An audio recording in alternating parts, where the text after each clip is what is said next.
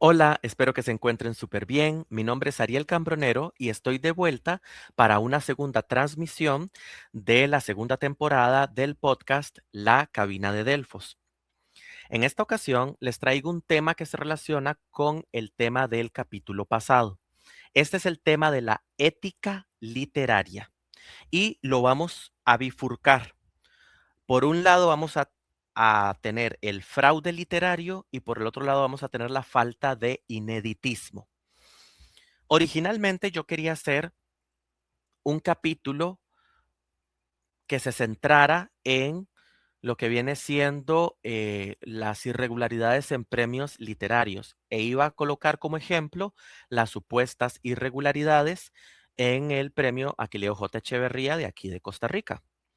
Estas irregularidades supuestas, ¿verdad? Las han mencionado algunos de mis colegas, entre ellos la poeta Paola Valverde, por ejemplo.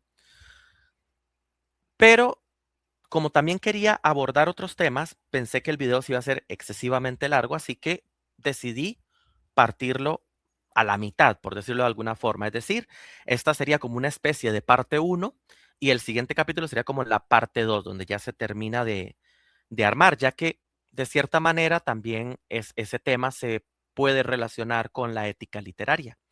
Así que, pues están vinculados, ¿no? También para este caso, para este episodio, les traigo diferentes casos para ejemplificar cada una de las dos vertientes, tanto la de fraude literario como la de falta de ineditismo. ¿Ok? Y debo agradecerle a una suscriptora, concretamente a Marina MSU09, ese es el nombre de usuario, ya que ella fue la que me sugirió tratar uno de los casos que voy a tratar en este tema, en este episodio. Y ese caso es el de la poeta Fadir Delgado. Más adelante vamos a ver en cuál de las dos categorías se coloca y los detalles al respecto, pero ella me dejó un comentario en el capítulo anterior donde me mencionaba que sería bueno hablar sobre este tema, ya que también hacía falta visibilidad. Y estoy totalmente de acuerdo en el sentido de que todos estos temas es necesario visibilizarlos. Es decir, no hay que ocultarlos. El tema de Fadir ha sido hablado por varias personas, pero en sí, lo que es la ética literaria no suele hablarse mucho, ¿no? O sea, tenemos como los casos aislados, pero casi no se habla tanto. Y yo sí considero necesario, ¿verdad?, que se hable de este tema.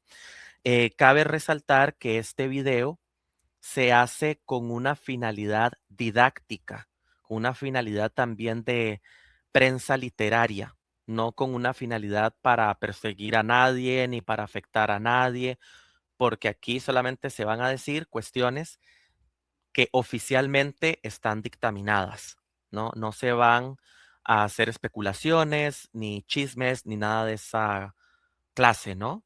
De cosas. Entonces, eso cabe resaltarlo, ¿no? No está de más hacer este disclaimer. Y bueno, una pequeña introducción, un pequeño índice de lo que cómo se va a ir desarrollando este capítulo, sería esta, ¿no? Empezaríamos con una introducción dando la definición de ética literaria, de fraude literario, de falta de ineditismo. Vamos a ver también, vamos a retomar un tema del episodio pasado. Luego también vamos a ver lo que es la sociología en todo este tema, lo que ya es la parte socioliteraria de este tema, que es la que realmente más compete, ya que pues sí afecta a nivel cultural, ¿no?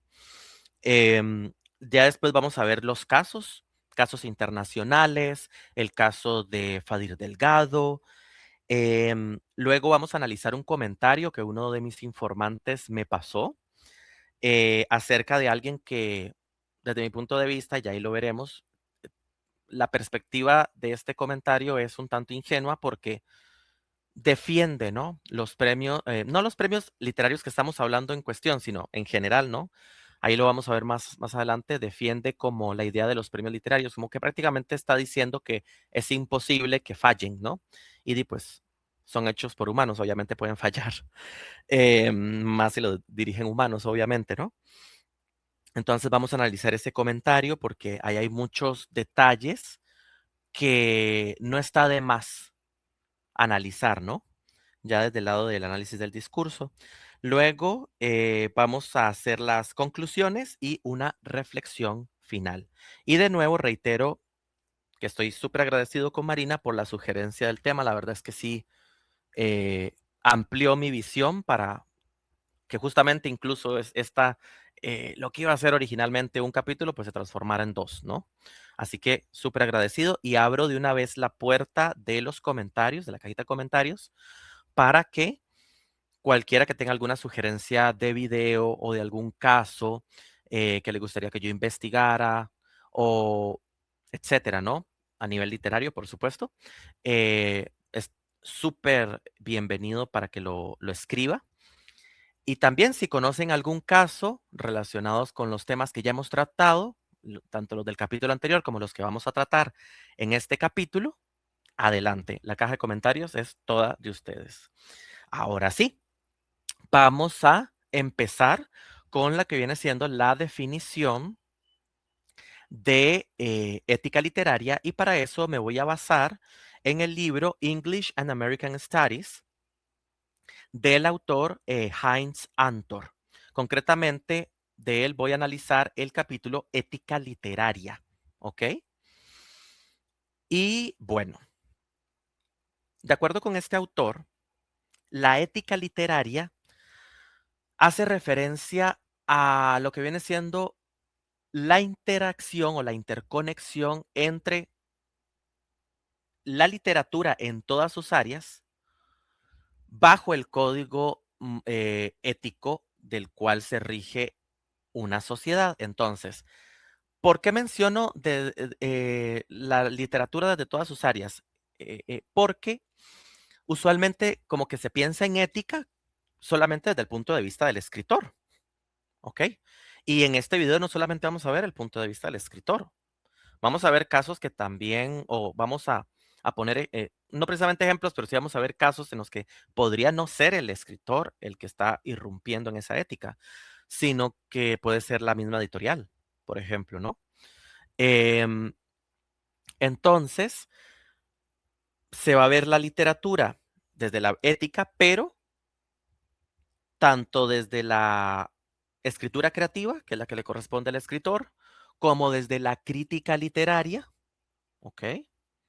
Como desde la parte editorial.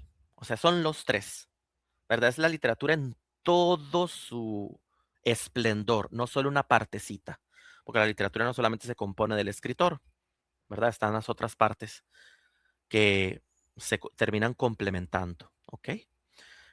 Luego vamos a hacer como una especie de repaso rápido de dos definiciones de ética literaria en dos periodos en concreto, que sería el Renacimiento y el siglo XVIII.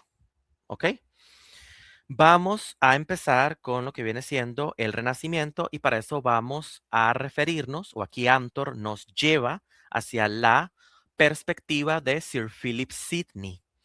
Este autor, concretamente, en su libro An Apology for Poetry, reinterpreta unas palabras que mencionó Platón en la República. Platón lo que dijo es que, así, estoy diciéndolo así parafraseado, grosso modo, que siempre ha habido, ¿no? Una vieja disputa entre la filosofía y la poesía. Y menciona que es que porque la poesía, ¿verdad? O los poetas más bien, la poesía no, porque no tiene vida propia, pero sí los poetas, se han ido más como por un lado menos racional y la filosofía se ha ido más por un lado racional. Entonces, como que se debería, ¿no? Como compenetrar esas dos cuestiones, ¿no? Porque el poeta no debe solamente irse por el lado emocional o no contemplar la razón, ¿no? No irse solamente por el hecho del placer. Así es como inicia con Platón, ¿verdad? En la antigüedad, en la antigua Grecia, esta terminología de literatura ética. Ya después pasa el Renacimiento, que ahora sí nos vamos a ir a palabras de Sir Philip Sidney, en el libro que les mencioné, donde ya él menciona, ya él no lo trata solamente como una lucha entre filosofía y poesía y que el poeta y que no sé qué, sino que él lo traspasa ya a otro sentido, un poquito más cercano a la actualidad, aunque no tan cercano, ¿ok? Y él menciona que la función ética en la literatura tiene como trabajo, como objetivo, el llevar hacia la virtud. ¿Ok? Eso no significa que solamente se deban escribir cosas virtuosas o así, ¿no? Sino que debe representar, o sea, la literatura debería representar la realidad en general, ¿no? O sea, como es realmente, en general no, disculpen, sino como realmente tiene que ser, y así llevar a la virtud, ¿no? Porque exponiendo las cuestiones tal cual son, se lleva a la virtud porque se logra discriminar qué es bueno, entre comillas, qué es malo, entre comillas, ¿no? Entonces, ya ahí ya se le está dando una función, vemos, ¿no? A la literatura, una función ética, ¿ok? Luego nos vamos a saltar al siglo XVIII, ¿ok? Y concretamente vamos a ir a la perspectiva de Johann Christoph Gottsched. Y concretamente en su libro Versuch einer kritischen Dichtkunst von die Deutschen. Él, en este texto, le atribuyó también una, vamos a ver, como una tarea o sí, una tarea moral, ¿no? Como de educar moralmente a la sociedad en general, ¿ok? Ya que según él, pues tiene como una especie de función mimética la literatura, de representar la naturaleza o la realidad, ¿ok? Y esta presentación se puede ver como, por decirlo así, como ejemplos de lo que la sociedad consideraría que está bien o que está mal, o sea, de las reglas morales a nivel general. Vemos que es muy similar a la de Sydney, pero lo lleva un poquito más allá. Ya más cerca de nuestro em, de nuestro tiempo, lo que viene siendo el siglo XIX, tenemos que Matthew Arnold, en el libro Culture and Anarchy, discutió, ¿ok? O sea, habló acerca de una situación de aceleramiento cultural, de un cambio acelerado y que eso se podía ver en la literatura y en las ciencias sociales y en las humanidades y en la literatura en general, o sea, en el arte en general también, en todas estas áreas. Entonces, se ve cómo la literatura va mostrando esta realidad, ¿ok? Constantemente. Y esto hace que la cultura en general y la literatura, de manera ya más bien particular, se vuelven como una especie de instrumentos para civilizar, como si tuvieran una misión de civilizar a la gente, ¿ok? Em, Obviamente esto puede estar permeado por otros aspectos como a nivel social, a nivel religioso, a nivel filosófico, a nivel de clases, ¿verdad? Jerárquicas, etcétera, ¿no? O sea, aquí ya es donde se mete aún con más fuerza desde este punto de vista lo que vienen siendo las diferentes ideologías de diferentes tipos, ¿ok? Ya lo que viene siendo em, en el siglo XX, ¿ok? Después de 1970, concretamente, tenemos que también se le atribuye a la literatura como esta idea, ¿no? De mostrar lo que hay en el mundo. O sea, sigue con esta idea de mostrar lo que hay en el mundo. Concretamente, lo que viene siendo I.A. Richards en su libro Practical Criticism, menciona que la lectura crítica de la poesía, vamos a ver, siempre que digo poesía, claramente se puede extrapolar a lo que viene siendo literatura en general, ¿verdad? No solamente la poesía. Yo he estado mencionando poesía porque es lo que los autores mencionan, pero realmente se puede extrapolar a la literatura. Pero bueno, sigo explicando. Que, bueno, la lectura crítica, ¿verdad? De la literatura em, es una disciplina bastante ardua. ¿Por qué? Porque de acuerdo con Richards, pocos ejercicios realmente le muestran al lector, ¿ok? O a la humanidad en general, a la sociedad, de una manera clara, la extensión de lo que de los recursos, de las falencias, de las virtudes que tiene el ser humano. Es decir, está elevando la literatura, pero también le está dando un carácter bastante como didáctico, ¿no? O sea, todavía seguimos con este carácter didáctico, ¿ok? Em, sin embargo, sin embargo, em, aquí es donde ya entra también lo que viene siendo la nueva crítica, ¿ok? La cual menciona, digámosle que como que una idea, o más bien la forma idónea de leer la literatura ya ahora va a estar basada en lo que viene siendo el formalismo, es decir, meterse solamente en el texto, lo que se llama inmanentismo, ¿ok?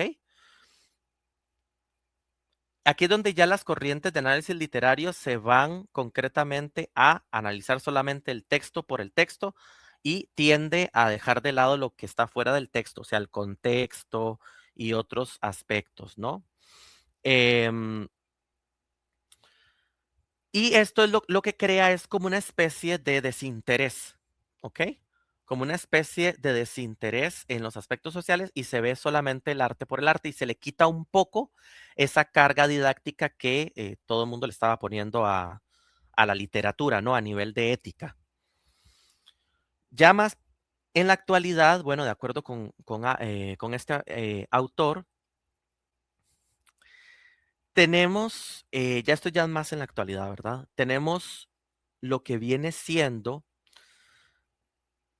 la plurivocalidad o la pluralidad de voces del posmodernismo. Esto lo que implica es que se puede hacer una relativización, ¿ok? De la ética, de la cual la literatura no se salva, ¿ok? Ante ciertos patrones culturales o ciertos valores, ciertas normas, y se produce así un efecto liberador, ¿verdad? De acuerdo con este autor, de ciertas barreras, ¿no? Entonces, ya no se ve lo que viene siendo la literatura como que obligatoriamente te tiene que enseñar algo, como que si fuera una maestra, ¿no? Sino que representa, sí, puede representar ciertos aspectos de la realidad, pero no tiene ya como el deber de enseñarte algo. Esto desde el punto de vista de lo que viene siendo la literatura como tal, como hemos visto desde la parte del escritor, básicamente, ¿no? Porque se le está dando, o sea, al decir la literatura tiene que decir esto es prácticamente que se le está diciendo al escritor, tienes que escribir la literatura de esta forma para que diga esto, ¿no? Ya desde ahí lo está condicionando. Pero bueno, después de esta liberación, de este cierto tipo de eliminación de barreras, ¿no? Como mencionaba el texto, mm, tenemos que mencionar lo que justamente dije al inicio. Heinz Antor menciona que ya en este punto la literatura sí, obviamente, sigue rigiéndose o puede develar cierto tipo de em, ética, ¿no? Pero donde ya se pasa o donde pasaría a estar la ética literaria, ya no es tanto en la literatura como tal, o sea, ya en el texto finalizado, ya se le quitó esa responsabilidad como mencioné antes, pero sí se extrapoló a quien la hace, a quien la publica y a quien la critica. Entonces, ejemplo rápido, por ejemplo, que quien critique una obra literaria, pues lo haga con ética, no lo haga como, por ejemplo, con el afán de humillar a su autor o autora, sino que se enfoque en el texto, ¿ok? Que sí haga como una especie de separación para no afectar la integridad de la persona, sino solamente hablar del texto. Eso por un lado. Por el lado del escritor o de la escritora, estaríamos hablando, por supuesto, de que no esté plagiando, por ejemplo, o que no haga autoplagio, o que no irrumpa, ¿no? Las bases de algún concurso en el que esté participando, o que no eh, se haga pasar por otra persona a la hora de publicar, por ejemplo. Es decir, aquí hay muchísimos factores, ¿no? Que se pueden desglosar y que de hecho vamos más adelante a desglosarlos. Y por supuesto tenemos la parte que viene siendo editorial, que es que se supone que las editoriales publiquen lo que realmente tiene calidad literaria, que calce con su catálogo y demás, y que no se disfracen cuestiones para amiguismos o nepotismo o para, por ejemplo, utilizar premios para mover fondos, ¿verdad? Etcétera, ¿no? O ganar otro cierto tipo de beneficios, ¿no? Entonces, esa sería la parte de la ética literaria, ¿ok? Ahora nos bifurcamos, ¿verdad? Tenemos el fraude literario y lo que viene siendo la falta de ineditismo, ¿ok? Em, vámonos a ir, vamos a desglosar primero la parte teórica, entonces nos vamos a ir y después vamos a ver los casos. Vamos a irnos primero por la parte del fraude literario. Para eso, ¿ok? Vamos a, voy a compartir pantalla, ¿ok? Para que lo puedan ver aquí unos esquemitas bastante interesantes, ¿ok? Compartir pantalla, toda la pantalla, compartir. De nuevo el bucle infinito. Vamos a ver, nos vamos a ir acá. Ok. Para explicar lo que es fraude, yo me voy a ir a una definición general y después voy a hacer una analogía con la parte literaria, ¿ok? Como pueden ver, la fuente de la que estoy tomando es una página oficial de la Association of Certified Fraud Examiners, ¿verdad? O la Asociación de Examinadores de Fraude Certificados, ¿no? La ACFE, en confianza, ¿verdad? Y bueno, lo que me interesa de esto es básicamente el esquema, ¿no? Y la definición de fraude.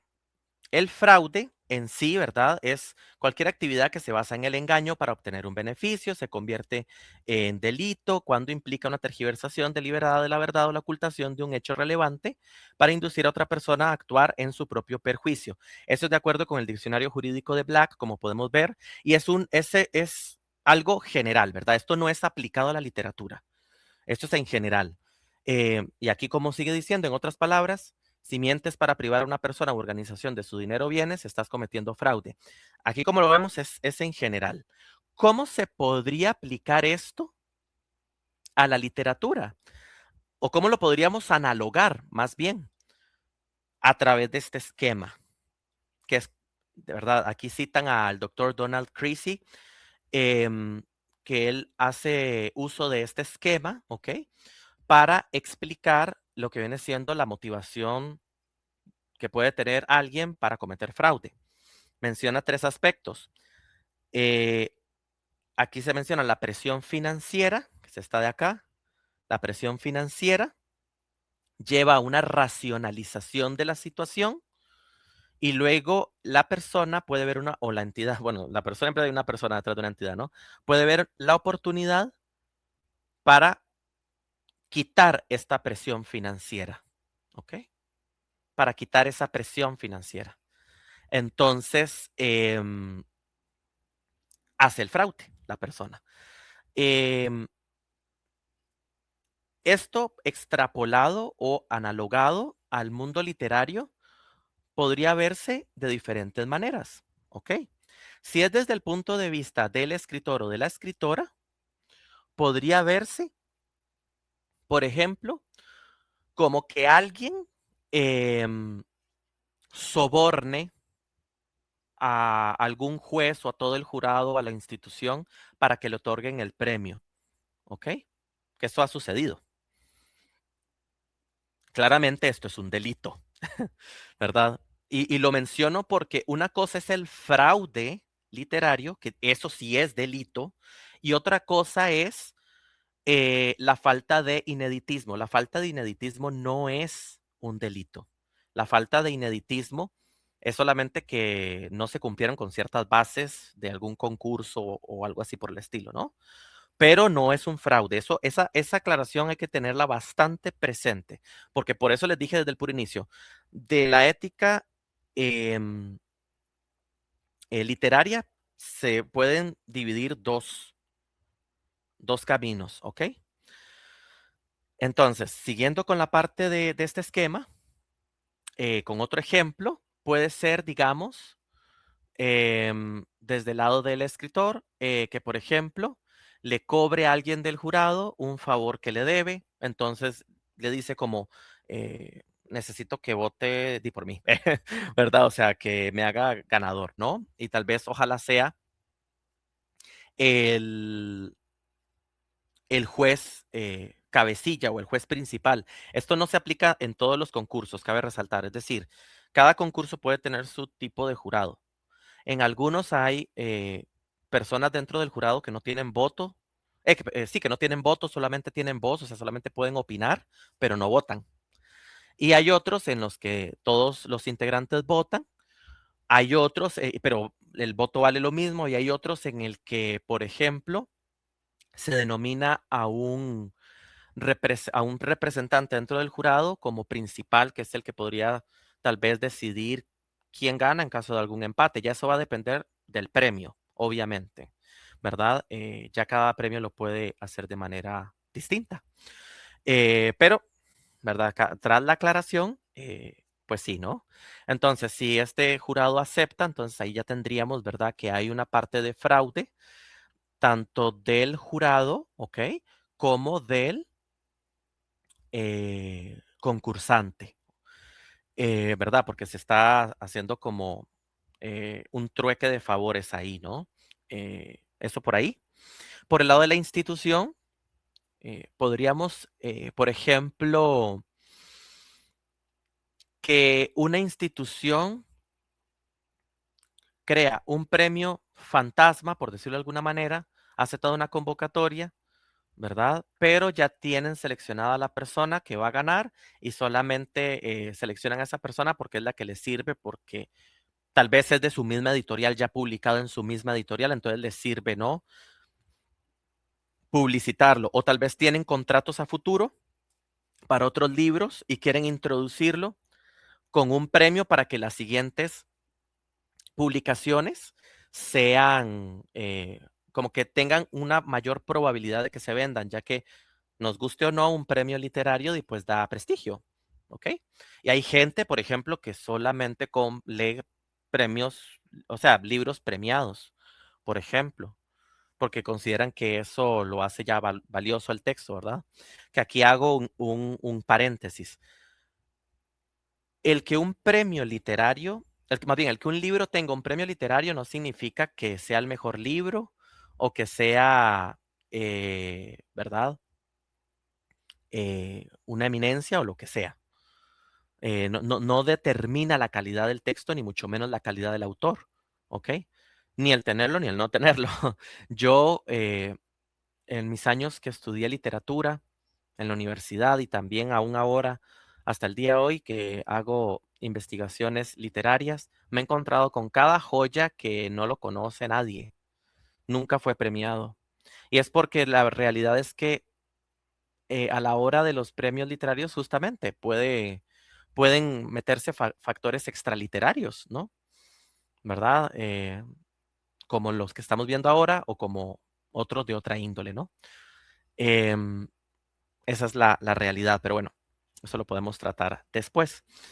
Cierro paréntesis. Entonces, ok, aquí está este triángulo, ¿verdad? Que a nivel de empresa o a nivel de la editorial se puede ver de esa forma. También de esta misma página nos dan este gran esquema que se llama el árbol del fraude, ¿verdad?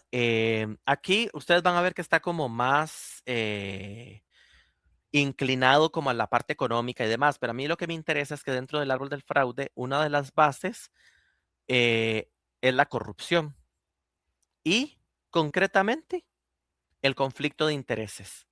Viene de la corrupción, o sea, lo que estábamos hablando ahora, ¿ok? Que si, por ejemplo, a una editorial le sirve que quede como ganador X autor o X autora, porque tal vez les va a dar más dinero, lo que sea,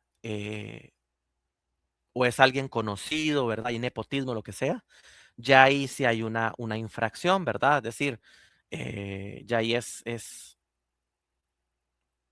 peligroso, ¿no? A nivel ético, porque si no hay honestidad a la hora de la selección, ¿ok? Mm, pero bueno, esto es por este lado del fraude, ¿ok? Em,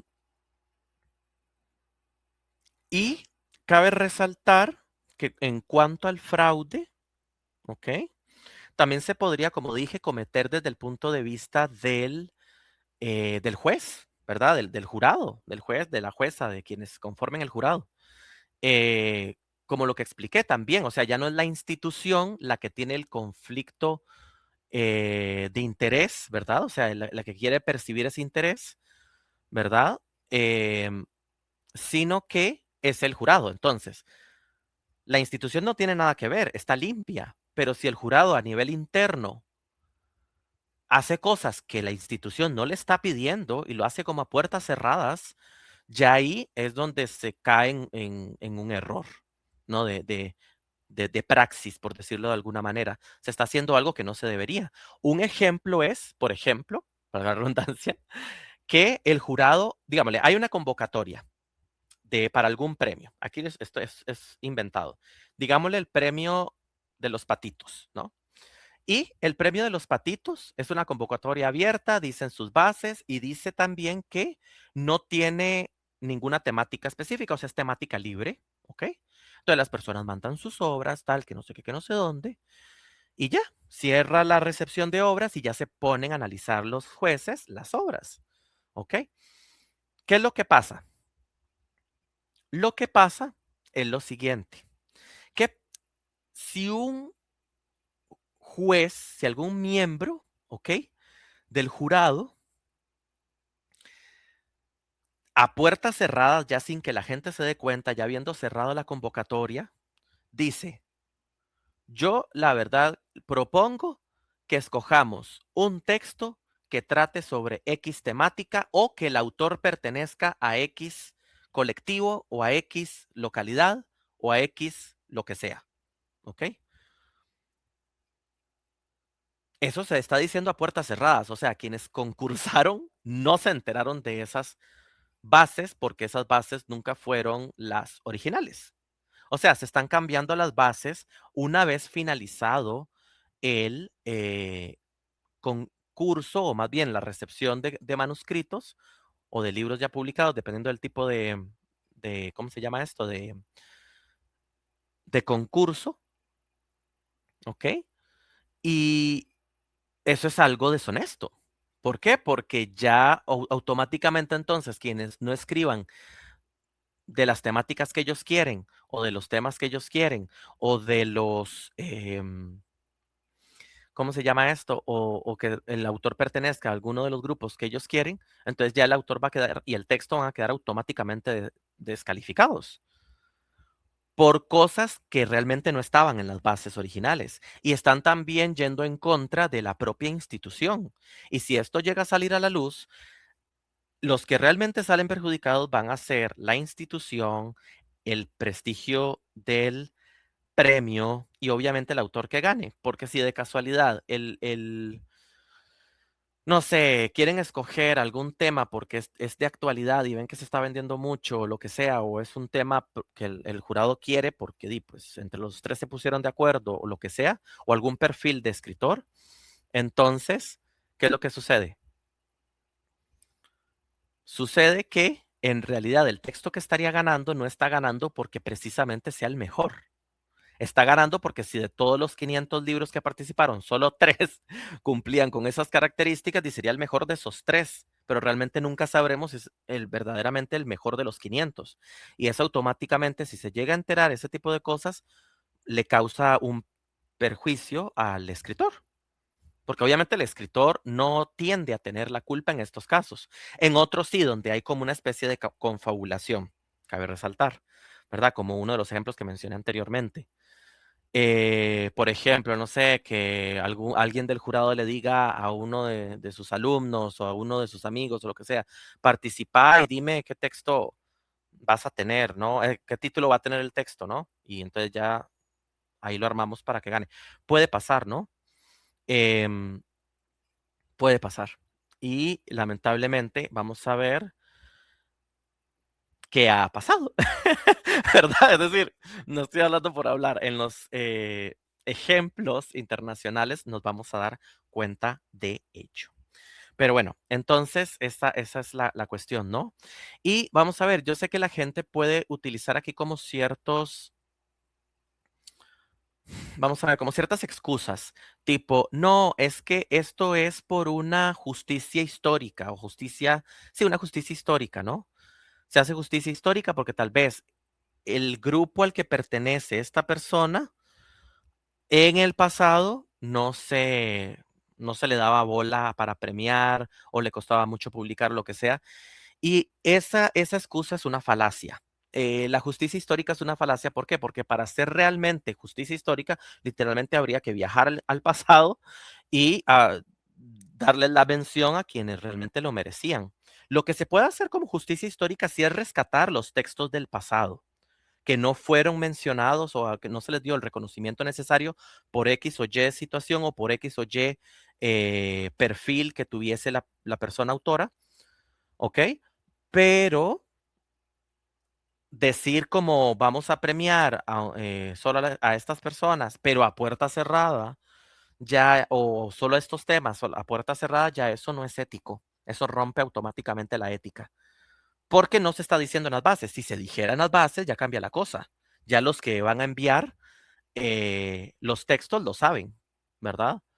Em, entonces eso hay que tomarlo en cuenta, ¿verdad?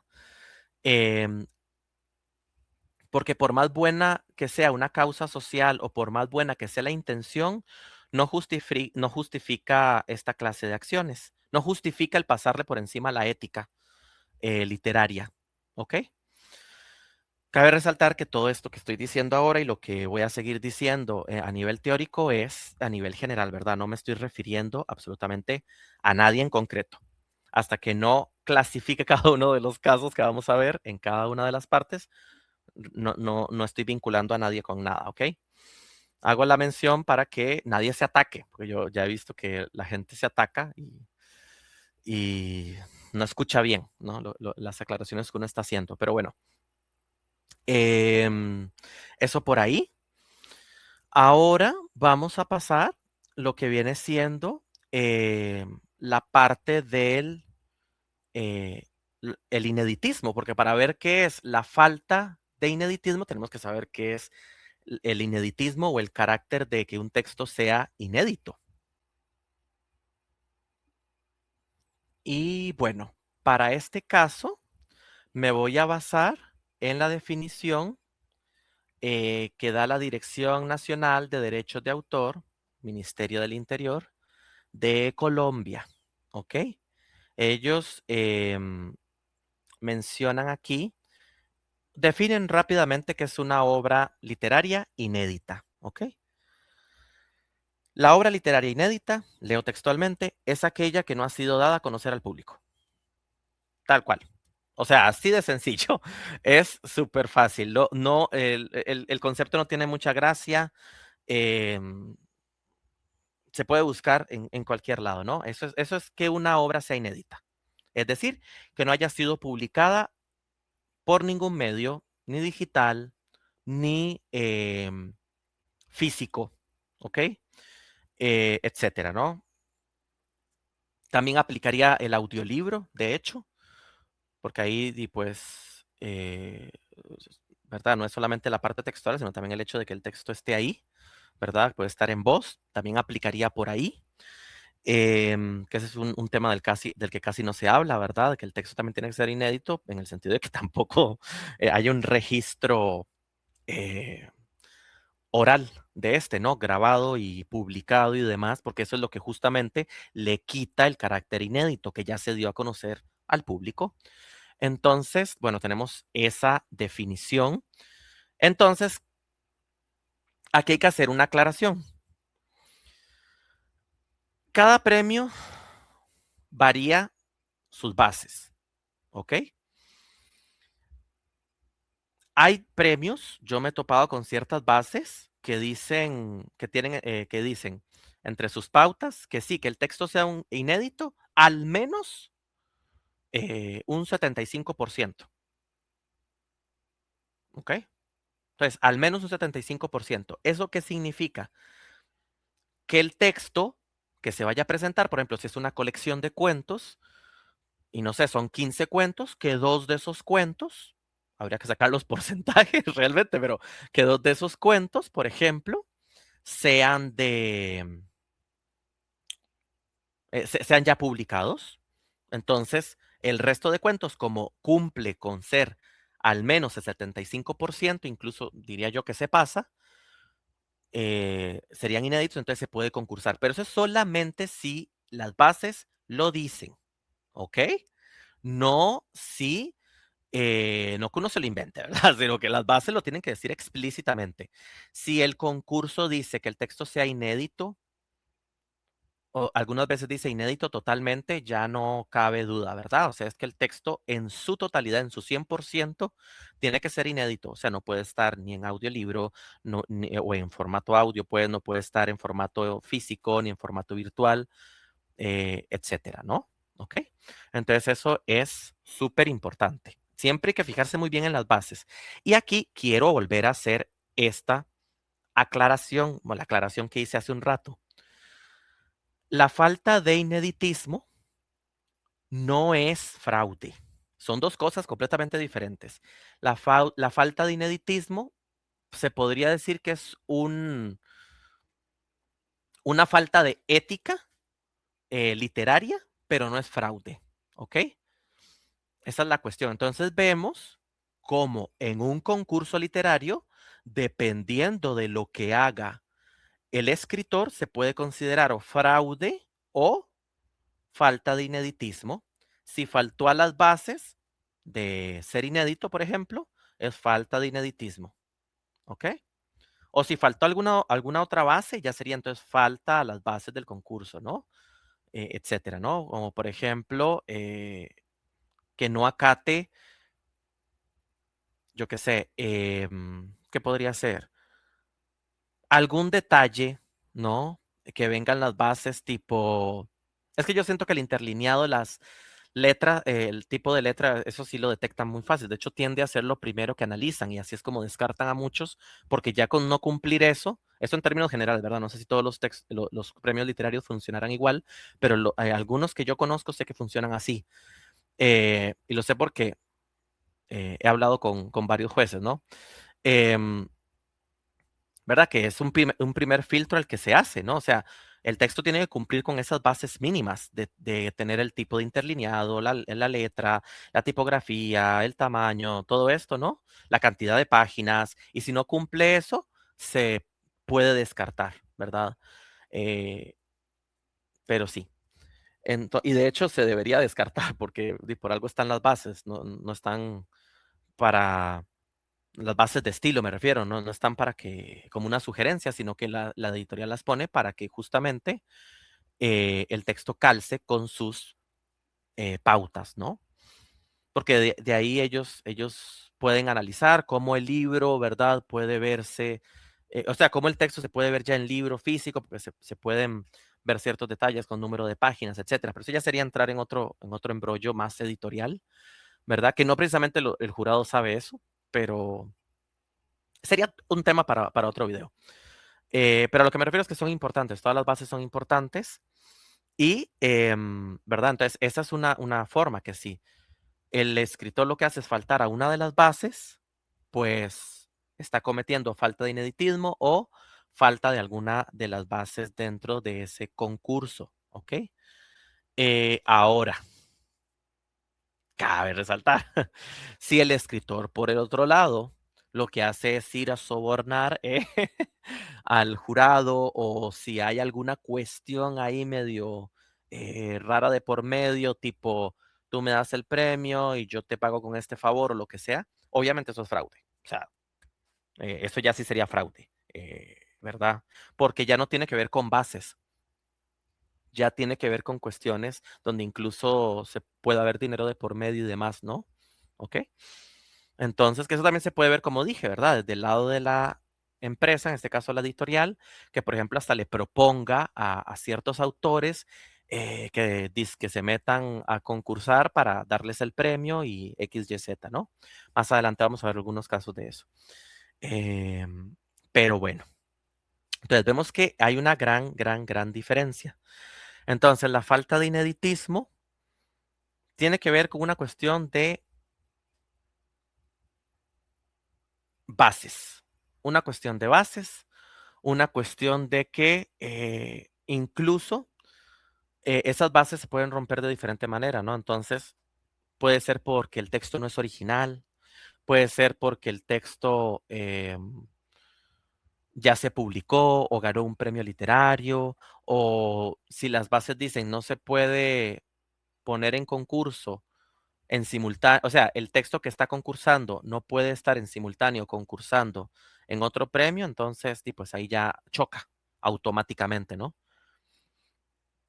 Esa es la cuestión. Pero bueno, eso sería la falta de ineditismo y, repito por tercera vez, la falta de ineditismo no es fraude. Quien comete falta de ineditismo o la violación de alguna regla o base, ¿no? O sea, que no acata alguna de las bases de algún concurso literario, no está cometiendo fraude, ¿verdad? Ya en los otros casos que mencioné, ¿verdad? En el que se soborna y demás, ya ahí sí sería un fraude, ¿verdad? Ya eso sí sería un delito. O si es de la parte de la editorial, como ya mencioné, ¿no? Pero bueno, ahora sí, vamos a ver lo que viene siendo la parte,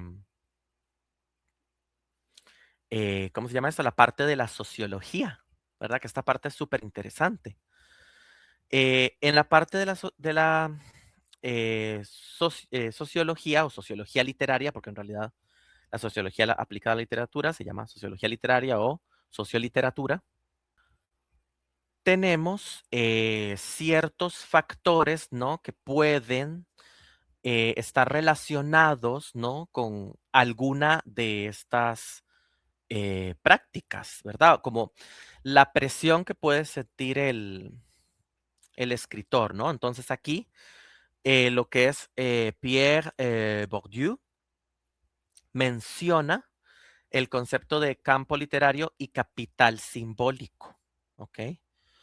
Em, Bourdieu explica que muchas veces lo que viene siendo el gremio literario se puede considerar como un campo de batalla, ¿ok? Donde obviamente los escritores no precisamente compiten por dinero, ¿verdad? Es decir, dentro del gremio de la literatura, lo que principalmente importa, o al menos en términos generales, cada escritor tendrá sus intenciones, ¿verdad?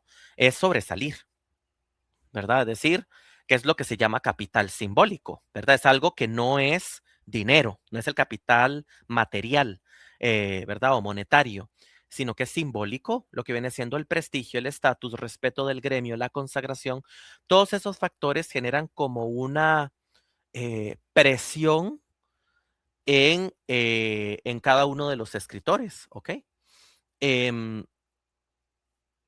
porque muchas veces se cree que el premio se persigue por una cuestión de beneficio económico y no. De hecho, usualmente, al menos con los escritores que yo he hablado, eh, les gustaría ganar un premio literario porque obtienen prestigio, porque piensan que se les abren las puertas, porque, yo qué sé, ya pueden, eh, creen que pueden entrar más fácilmente en ciertas editoriales, tal vez editoriales de más peso, ¿verdad? Que irónicamente, si nos ponemos a buscar en YouTube, ¿verdad? Como ciertas características que piden algunas agencias literarias, ¿verdad? O consejos que dan ciertos youtubers para enviar propuestas a agencias literarias o editoriales, a nivel de currículum de escritor, suele ser el ojalá tener premios literarios, ¿no? No es un secreto para nadie, ¿no? Que tiende a dar prestigio. También lo que mencioné antes, ¿no? Que muchas personas solamente buscan leer textos que han sido premiados, ¿ok? Entonces, em, todos estos factores, el prestigio, el estatus, la validación de un gremio, etcétera, eh, es sumamente cerrado y exigente. Genera una presión real en la persona. No estoy diciendo que ya por esto se justifican las acciones que pueda hacer o no la persona, ¿verdad? Por supuesto que no. Pero sí hay que contemplar esta parte sociológica, ¿no? Que está en el ámbito literario, nos guste o no nos guste. Al final vamos a llegar a una entrevista, ¿ok? Vamos a recuperar una pregunta, la última, porque genera un debate bastante interesante, ¿ok? Pero bueno, también dentro del ambiente literario a nivel sociológico está el fenómeno de publicar o morir, ¿verdad? Em, es decir, de hecho, no sé si se han notado, ¿verdad? Esto tiene que ver mucho con el capitalismo. Es el hecho de que cada vez están em, publicando más textos, pero se está descuidando la calidad. Eh, no hay tanta discriminación literaria a la hora de publicar, ¿verdad? Y por otro lado, el problema es que se mete, retomando la cuestión de los fraudes, ¿verdad? O de ciertos intereses que tiene la editorial, de algunas editoriales, editorial en general, ¿verdad? No estoy mencionando en ninguna en específico, porque esto pues habría que ver las que han sido señaladas por algún caso de estos, ¿verdad? Esto hace que se dificulte, ¿no? Porque se cierra la puerta a quienes tal vez tienen una buena calidad literaria, ¿no? Pero que por X o Y razón, tal vez por no tener contactos o por no tener otros aspectos, ¿no? Premios o lo que sea, eh, y pues quedan relegados, ¿verdad? Y ahí es donde la presión puede ejercer, ¿verdad? Cabe resaltar que todos estos elementos son generales y solamente estoy describiendo el contexto sociológico. Eso no significa que afecte a todos los escritores de la misma forma, ni tampoco que todos los escritores vayan a reaccionar de la misma manera, ¿no? ¿Ok? Em, lo que viene siendo este autor llamado James English, en el título The Economy of Prestige, él menciona que un síntoma de esta sociedad de consumo, él la menciona así como que esta es una sociedad de consumo, es que cuantifica los logros culturales, ¿ok? Y los relaciona con criterios de estrellato, de éxito, de magnificencia, ¿verdad? El autor también considera em,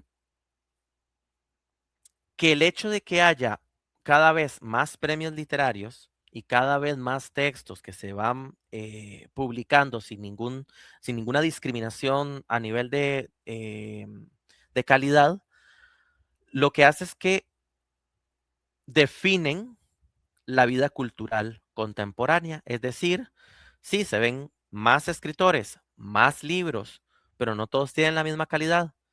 Se ven más premios, pero no todos tienen la función, ¿verdad? O no todos cumplen la función que originalmente tendría un premio, ¿verdad? En el imaginario colectivo, que es premiar la calidad. Y eso hace, ¿verdad? Que esto más bien está impulsado por, perdón, todo este capitalismo, ¿no? Eso es lo que menciona English. Em, luego, em, vamos a ver, sí, creo que aquí ya abordé todos, sí, básicamente todos los puntos de la parte sociológica. Realmente son breves, pero sí resumen muy bien el espacio social en el que nos encontramos para no solo estos temas, sino en general para todo el ámbito o todo el gremio, ¿no? literario, ¿verdad? Es nuestro contexto, ¿verdad? No es una mentira que estamos en una sociedad que cada vez prioriza la producción masiva sobre sobre la calidad. No es una mentira que estamos en un contexto en el que prácticamente nos empuja a estar publica, publica y publica y publica y publica en vez de tomarse un tiempo para hacer una obra de calidad, para innovar en la medida de lo posible o hacer refrescamientos. No es una mentira, ¿ok? Que todos estos logros de tener este premio, de esto otro y que no sé qué, que no sé dónde, que publicar aquí, que publicar allá, que no se publique de manera tal porque no sé qué, mejor de otra manera, porque si no el prestigio baja o lo que sea, ¿no? Todos esos aspectos, por supuesto, que son el pan de cada día, es el contexto de la literatura actual. Algunos lo verán más, otros lo verán menos, pero pues ahí está, ¿no? Y de hecho es algo que no solamente afecta a la literatura, eso se puede ver hasta en la música, ¿verdad? Basta ver la actualidad musical que tenemos. Incluso bandas antiguas que antes tenían una gran calidad y actualmente la calidad ha bajado bastante, pero se ve que van produciendo en masa. Ahí donde uno dice, claro, es que uno ve por qué se cambió una cosa por la otra, ¿no? Pero bueno, eh, esa es la cuestión, ¿no? Que al final se ha priorizado la parte negocio de la editorial en muchas ocasiones y no precisamente la calidad literaria. Pero bueno, eso sería por ese lado. Ahora sí, nos vamos a ir a la cuestión de los casos, ¿ok? Vamos a ir primero, vamos a ir primero a los casos que son más rápidos, ¿ok? Y para ello voy aquí a compartir de nuevo pantalla, ¿ok? Toda la pantalla, compartir, ok, el bucle. Y bueno, este caso lo he sacado de la fuente del diario Clarín, ¿verdad? Aquí tenemos su portal virtual o su sitio web, pues. Y vamos a ver, este claramente es una forma que tal vez a casi nadie se le ocurre, que es hacerse pasar por alguien distinguido, ¿ok? En este caso, la afectada fue, vamos a ver, aquí lo tenemos, la afectada fue Valeria Luiselli, ya que se hicieron pasar por ella, ¿ok? Esto es un caso de fraude, claramente, ¿verdad? Ya ahí lo vamos a ver, ¿ok? Básicamente aquí se menciona que, sí, sí es aquí. Básicamente aquí se menciona que en el 2020, concretamente el premio Rathbones Folio, llegó a pagar 30,000 libras, que aproximadamente serían $41,000, a un estafador que se hizo pasar por Valeria Luiselli, que es la autora de Desierto Sonoro. El fraude incluso fue denunciado por la revista especializada The Bookseller, como pueden leer acá. ¿Cómo sucedió esto? Ok, bueno, alguien se hizo pasar por esta autora y les envió un mensaje a los organizadores, un correo electrónico diciendo lo siguiente. Cito textualmente: actualmente estoy sufriendo algunos contratiempos con el banco y también con la pandemia. ¿Podrían los organizadores? Uy, se movió rarísimo la página. ¿Podrían los organizadores transferir las 50,000 libras del premio, unos $69,000, a una cuenta de PayPal? Si no hay problema, decía el correo electrónico. Aquí mencionan que el mensaje estaba escrito con enorme seguridad, de acuerdo con Toby Monty, director ejecutivo del premio, en una entrevista telefónica. Había algo un poquito apresurado en las frases, añadió Monty.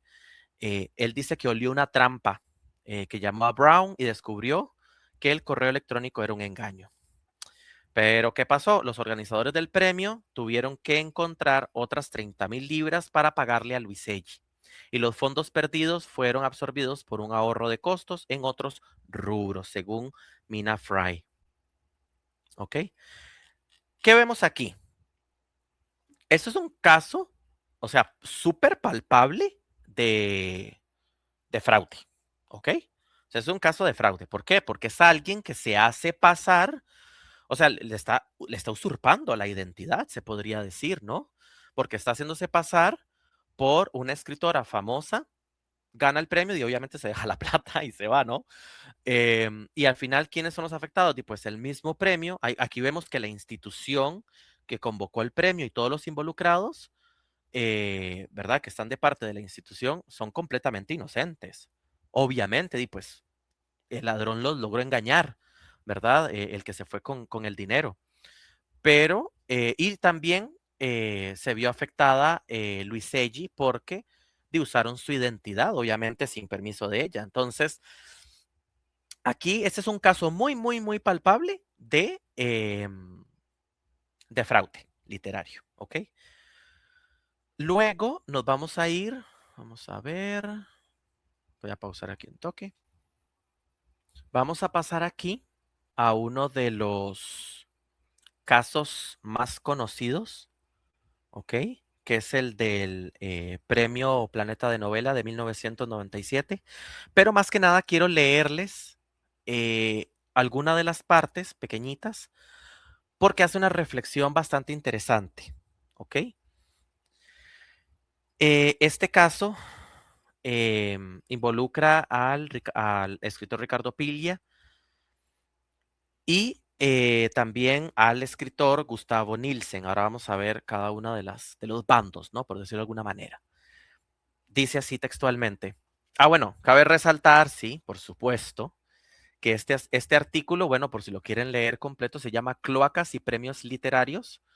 Es de la revista Contexto y Acción y es del autor Constantino Bertolo. ¿Ok?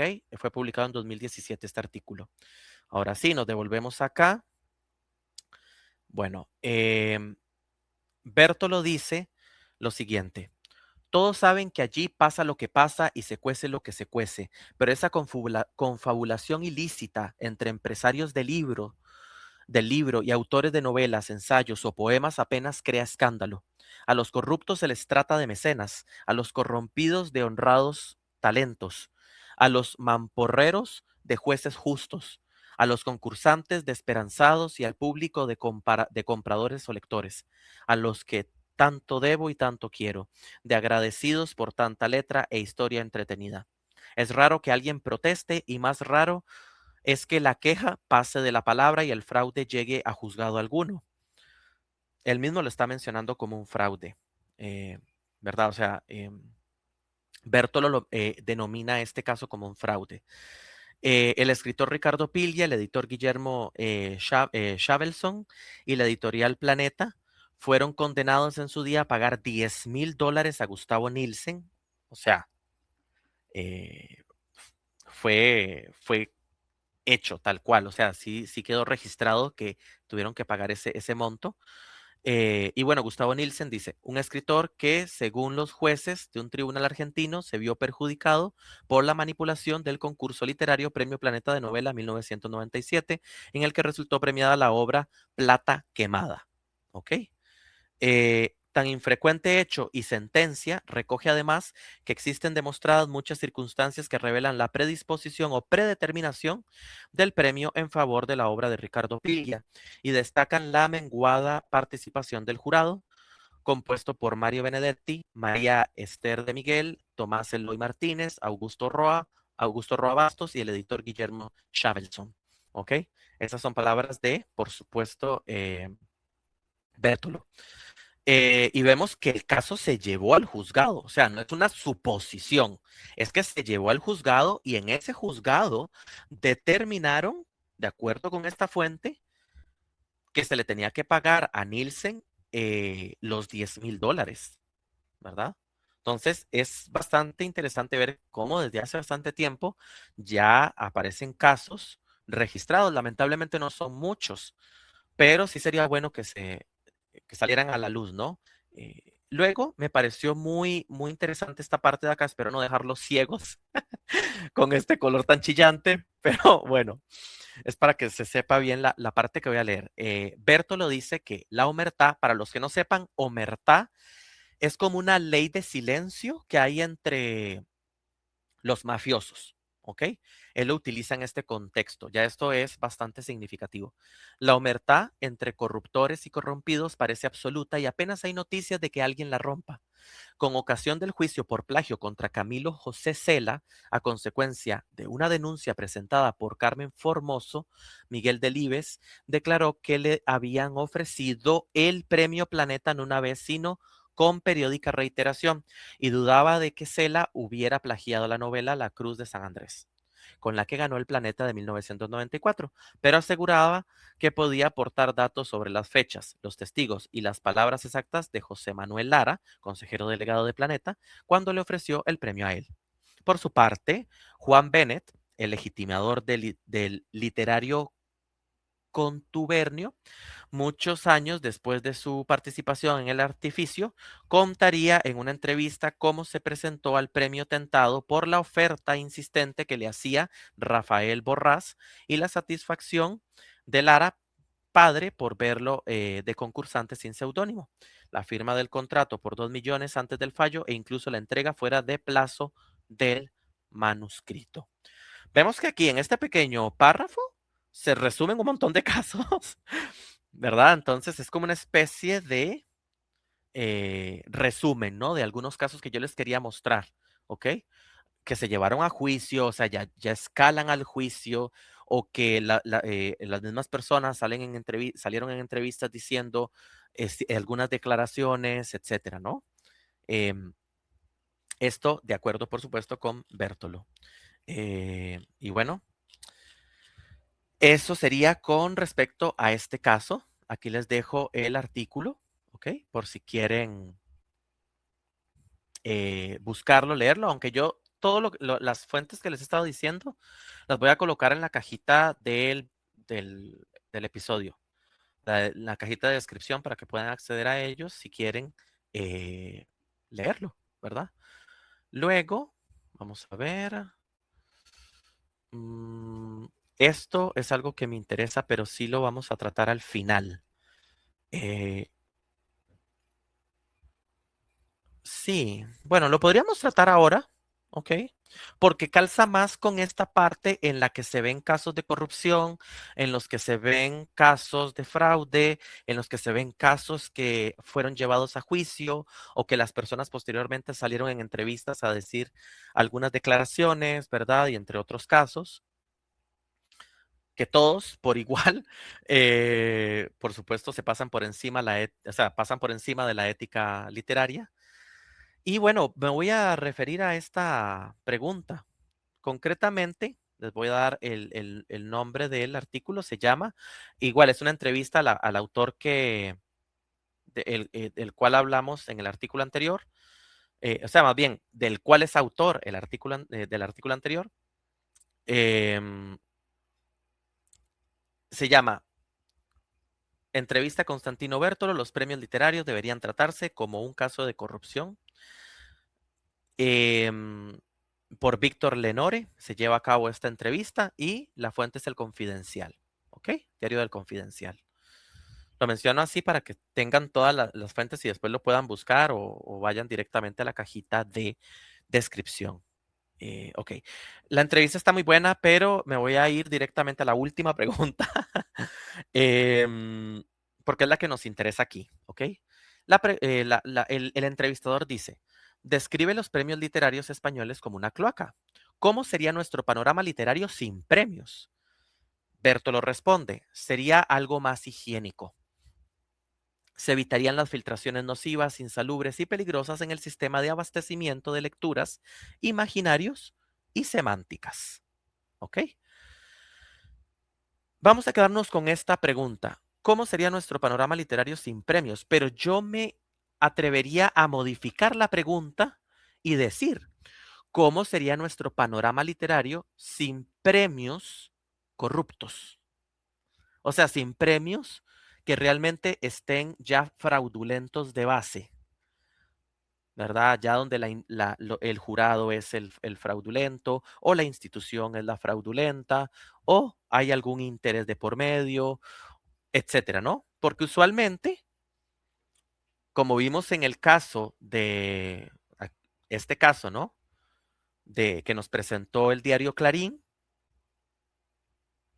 la institución no tiene la culpa. O sea, es un premio limpio. El que tiene la culpa, obviamente, es el que se hizo pasar por Luiseggi para poder cobrar la plata. ¿Ok? Esa es la cuestión. ¿Ok? Entonces, aquí en este caso no aplica. Me refiero concretamente en los casos de los premios corruptos, en los que realmente se ve que hay ya corrupción o en los que realmente hay algo de trasfondo, ¿no? Nepotismo, cosas de ese estilo, ¿no? Que no están, premios que no están justamente galardonando a las personas que debería galardonar. Y con las personas a las que debería galardonar me refiero a las personas que se ganen realmente esos premios porque justamente por mérito, ¿no? Porque se los merecen. No porque es el primo, el amigo, o porque se deben favores, o porque va a publicar posteriormente con la editorial, entonces le sirve, o porque le quieren inflar la imagen a alguien, ya sea la editorial o lo que sea. Me doy a entender. O porque alguien compró el premio, ¿no? ¿Qué pasaría si no existieran esos premios? ¿Ok? Yo me quedo con la primera parte de la respuesta de Berto, lo que lo resume. Todo súper bien. Sería algo más higiénico. Desde mi punto de vista, si ya un premio literario empieza a demostrar estas fallas, ¿ok? Se comprueban cosas y demás, y por más que se podría hacer primero como una especie de rescate del premio, ¿ok? Cambiar jurados, cambiar la institución que lo rige, etcétera, ¿no? Cambiar quienes están a cargo, pero si ya eso no sirve o si se ve que ya la situación está muy, muy, muy mal, pues desaparecer el premio, o sea, eliminarlo, erradicarlo completamente. ¿Para qué queremos premios que no están, o sea, que están premiando a personas por cuestiones que no son literarias?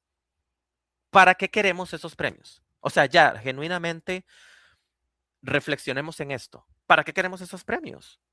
O sea, no se trata de que si a uno lo están premiando o no lo están premiando, o si están premiando a fulanito o a fulanita o no están premiando a fulanito o a fulanita. No se trata de eso. Se trata de que si se premia a alguien, sea de manera honesta, o sea, porque realmente la persona se ganó ese premio. Su texto lo respalda.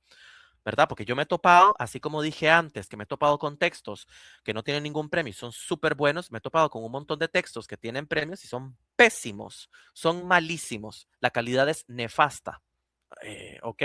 Que eso cabe aclarar, no precisamente se va a deber porque haya fraude, puede ser que, pues, tal vez el jurado ve otros aspectos que tal vez son más importantes o analiza de manera diferente las obras y nosotros no sabemos, ¿verdad? Pero yo sí digo una cosa, cuando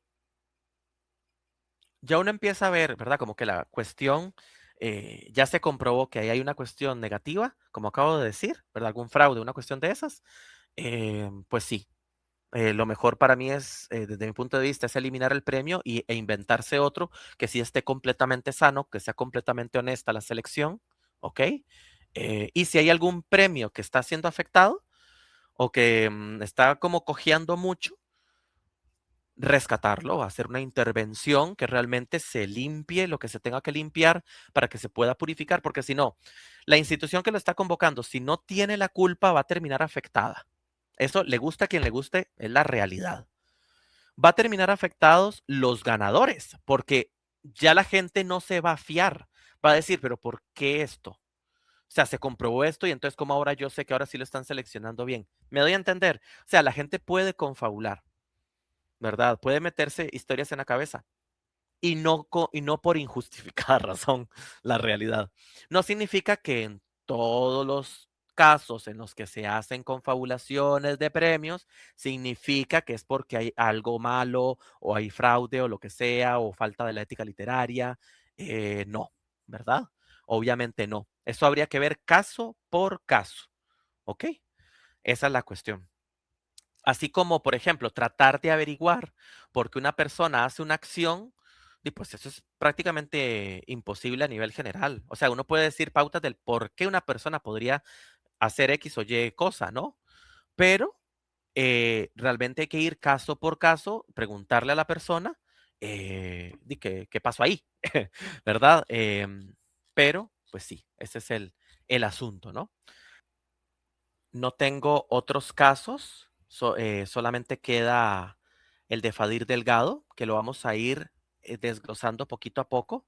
Vamos bien de tiempo, entonces creo que nos va a salir súper bien.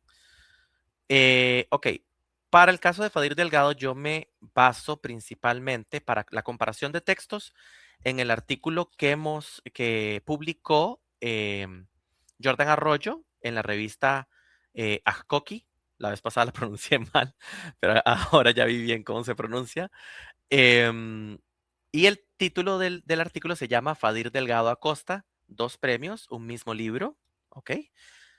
En este artículo, em, vamos a ver una comparación, que es la que hace Jordan Arroyo de los textos eh, de estos dos volúmenes. Ahora les voy a explicar bien.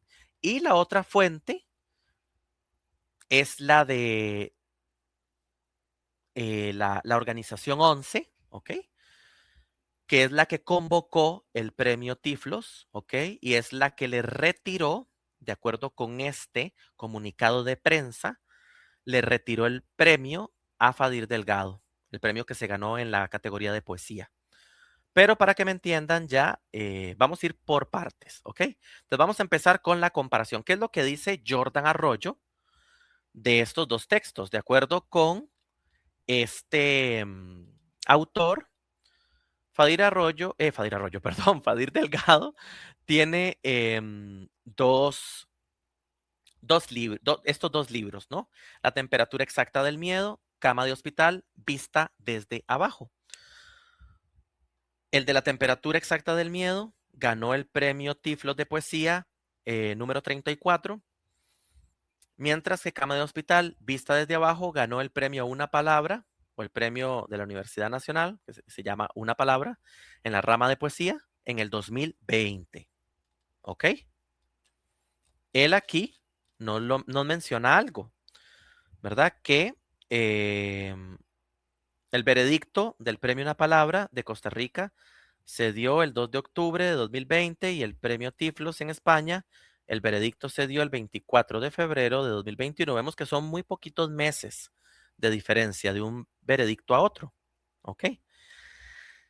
Jordan aquí nos trae textos que desde el punto de vista de él, eh, textos de los dos volúmenes que, de acuerdo con él,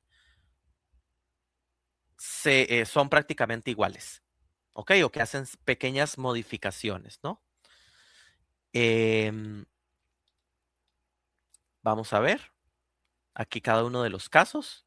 El primer caso que nos menciona Jordan es el de los textos diagnóstico y dictamen médico. Él nos coloca aquí primero el texto como sale en el libro La temperatura exacta del miedo, que es el de premio Tiflos, y después nos coloca el texto como sale en el premio Una Palabra, en el libro del premio Una Palabra, que se llamaba Cama de hospital vista desde abajo, así se llama el libro.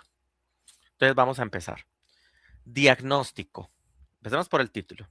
Ya que se llama dictamen médico. Bueno, es un sinónimo de diagnóstico, pero no significa de que sea un calco, por supuesto. Vamos a ver ahora el contenido. Dice, afuera el mundo se derrumba. Adentro el juego del niño es armar una torre y volverla a destruir hasta cansarse. Eso es en el texto del premio Tiflos. Aquí es en el texto que ganó el Una Palabra. Dice, afuera el mundo sabe caer, adentro el juego del niño es armar una torre y volverla a destruir hasta cansarse. Entonces vemos que afuera el mundo se derrumba, aquí afuera el mundo sabe caer. Luego sigue adentro el juego del niño es armar una torre. Sigue adentro el juego del niño es armar una torre. Aquí es igual, adentro el juego del niño es armar una torre. Adentro el juego del niño es armar una torre. Vemos que es exactamente el mismo verso. Volverla a destruir hasta cansar y volverla a destruir hasta cansarse. Y aquí, y volverla a destruir hasta cansarse. Vemos que es exactamente el mismo verso. Aquí, para que sepan, este corchete significa que está partido por cuestión de espacio, pero es todo un mismo verso. Aquí, en cambio, partió el verso a la mitad. Aquí sí se ven como versos independientes. ¿Ok? Que están dentro de la misma estrofa, pero están uno aparte del otro. ¿Ok? Aquí, y si lo ponen en la parte de arriba, no en la parte de abajo, aquí sí se pasa abajo. ¿Ok? Como expliqué en el episodio anterior, el que uno modifique la estructura del texto, pero dice lo mismo, no significa que el texto sea diferente, ¿verdad? O sea, no significa que sea un texto totalmente diferente. Eso hay que tenerlo en cuenta, ¿verdad? Porque pues es necesario, ¿no? Considerarlo. Luego, aquí dice, el niño no se cansa. Aquí el niño no se cansa desapareció. Aquí no lo coloca.